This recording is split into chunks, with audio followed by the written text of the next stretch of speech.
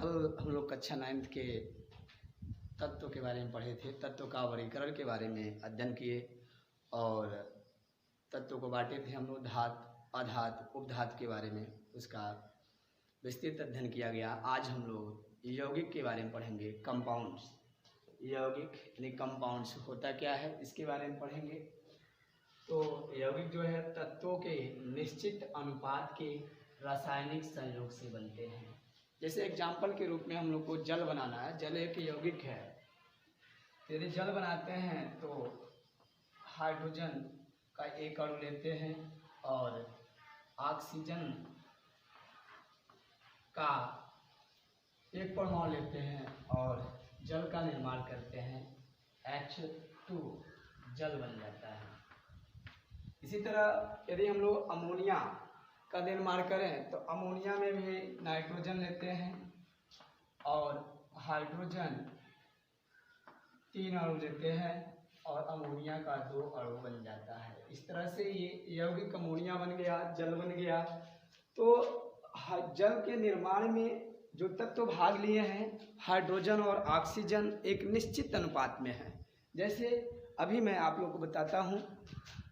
देखिए इनका भारात्मक अनुपात जो होता है निश्चित होता है। हाइड्रोजन है और ऑक्सीजन है। तो हाइड्रोजन का परमाणु भार जो होता है 1 होता है। 2 हाइड्रोजन यहाँ पे भाग लिया है तो इसका परमाणु भार 2 हो गया और ऑक्सीजन का परमाणु भार 16 होता है। यानी भारात्मक अनुपात हाइड्रोजन और ऑक्सीजन का देखें 2 संबंधी 16, इसका सरलतम अनुपात निकालें तो एक संबंध जो है 8 के अनुपात में मिलकर बने हैं, जल बना है। इस तरह जल के निर्माण में जो तत्व भाग लिए हैं हाइड्रोजन और ऑक्सीजन, इनका भारात्मक अनुपात एक संबंधी 8 में भाग लिए हैं और जल का निर्माण कर दिए हैं। तो इस तरह से यौगिक 2 या 2 से अधिक तत्वों के एक निश्चित अनुपात के रासायनिक संयोग से बनते हैं। इसके अलावा बहुत से एग्जाम्पल हम लोग ले सकते हैं। जैसे हम लोग मीथेन का बात करें, मीथेन बनता कैसा है, कैसे है, तो मीथेन में का अणुसूत्र होता है CH4 होता है और इसका निर्माण जो होता हुआ है आपका कार्बन और हाइड्रोजन से। अब हुआ है कार्बन हाइड्रोजन से। इसमें कार्बन और हाइड्रोजन का जो भारात्मक अनुपात है एक निश्चित होता है। जैसे कार्बन का परमाणु भार 12 होता है और हाइड्रोजन का एक 4 है तो 4 हो जाएगा। यदि हम लोग देखें तो 4 × 4 और 4 × 12, एक संबंध 3 के अनुपात में, यानी 3 ग्राम यदि हम लोग कार्बन लें, 1 ग्राम हाइड्रोजन लें तो 3 × 4 ग्राम जो है मीथेन का निर्माण होगा। इसी तरह दूसरा यौगिक के बारे में, यौगिक को उचित रासायनिक विधियों द्वारा विभक्त किया जा सकता है। जैसे हम लोग एक यौगिक लेते हैं अमोनियम क्लोराइड NH4Cl और इसको हम लोग विभक्त कर सकते हैं, विभाजित हो सकता है अमोनिया और HCl में। तो इस तरह से यौगिकों को हम लोग विशेष विधियों द्वारा जो है या रासायनिक विधियों द्वारा 2 या 2 से अधिक तत्वों में विभाजित कर सकते हैं। अब नेक्स्ट हम लोग को यौगिक का प्रकार के बारे में अध्ययन करना है। यौगिक कितने प्रकार के होते हैं? यौगिक 2 प्रकार के होते हैं। पहला अकार्बनिक यौगिक, अकार्बनिक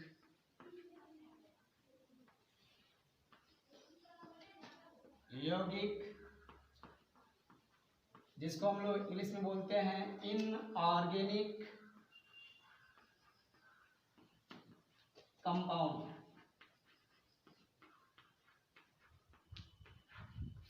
दूसरा आपका है कार्बनिक यौगिक,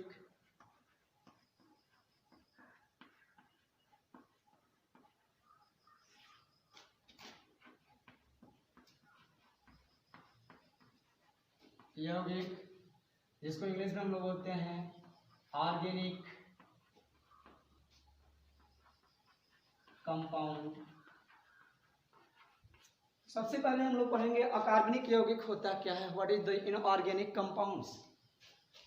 तो जो इनऑर्गेनिक कंपाउंड होते हैं ये चट्टानों से और खनिजों से प्राप्त होते हैं, ये निर्जीव पदार्थों से प्राप्त होते हैं।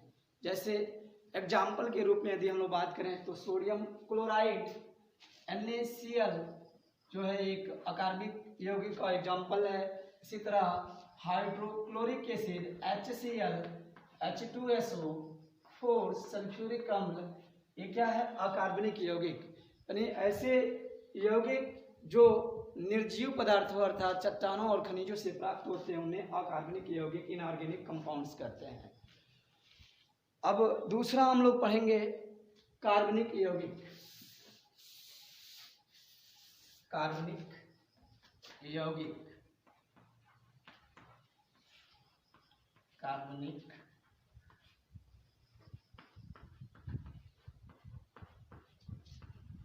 यौगिक जिसको हम लोग ऑर्गेनिक कंपाउंड COMPOUND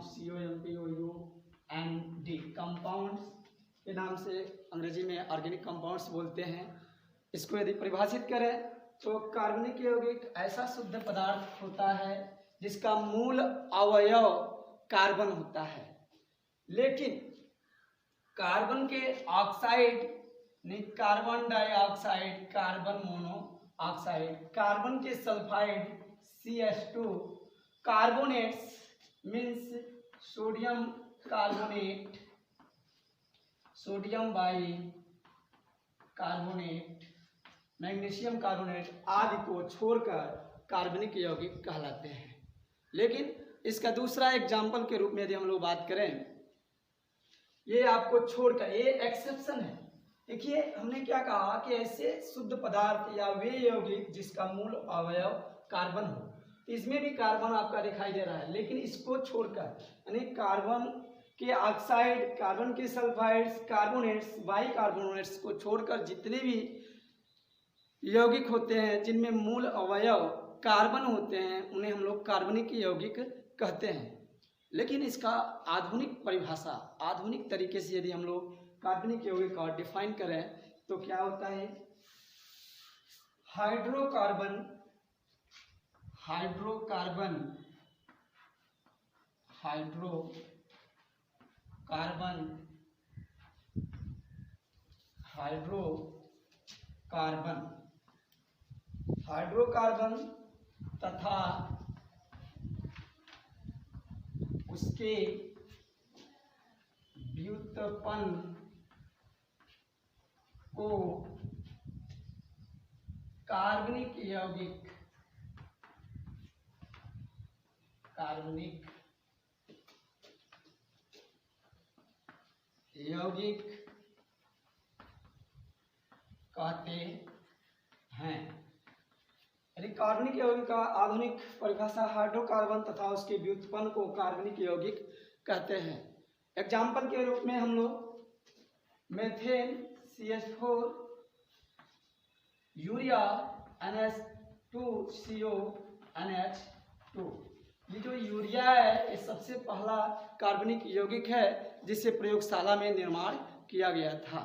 यूरिया से पहले ये माना जाता था कि कार्बनिक यौगिक का निर्माण जो है प्रयोगशाला में नहीं किया जा सकता था, किया जा सकता है। इसके लिए एक सिद्धांत बर्जीलियस ने दिया था, जय शक्ति का सिद्धांत। उन्होंने कहा था कि कार्बनिक यौगिक का निर्माण प्रयोगशाला में नहीं किया जा सकता है बल्कि इसे जैविक शक्तियों द्वारा प्राप्त किया जाता है। लेकिन इनके शिष्य वॉलर ने इनके सिद्धांत का खंडन करते हुए प्रयोगशाला में सबसे पहले कार्बनिक यौगिक यूरिया का निर्माण कर डाला। इस तरह से हम लोग कार्बनिक यौगिक का जो है निर्माण प्रयोगशाला में सिंथेसिस करने लगे। और यहाँ डिफिनेशन में दिया गया है हाइड्रोकार्बन। हाइड्रोकार्बन होता क्या है? तो ऐसे यौगिक जो हाइड्रोजन और कार्बन से मिलकर बने होते हैं उन्हें हम लोग हाइड्रोकार्बन कहते हैं। जैसे देखिए यहाँ पे मेथेन में बात किया तो हाइड्रोजन और कार्बन से बना है, एथेन C2H6 हाइड्रोजन और कार्बन से बना हुआ है। उसके व्युत्पन्न यानी क्या है कि जो हाइड्रोकार्बन होता है 3 प्रकार का होता है, alkane, alkene, alkyne. Alkane, alkane, alkene, alkyne. तो इनका डेरिवेटिव, इसका भी उत्पन्न, इससे जो बनते हैं उनको हम लोग भी कार्बनिक यौगिक कहते हैं। कार्बनिक यौगिक में कार्बन, हाइड्रोजन के अलावा ऑक्सीजन, नाइट्रोजन, सल्फर, हैलाइड भी उपस्थित होते हैं। जहां हैलाइड का अर्थ है फ्लोरीन, क्लोरीन, ब्रोमीन, आयोडीन। धन्यवाद।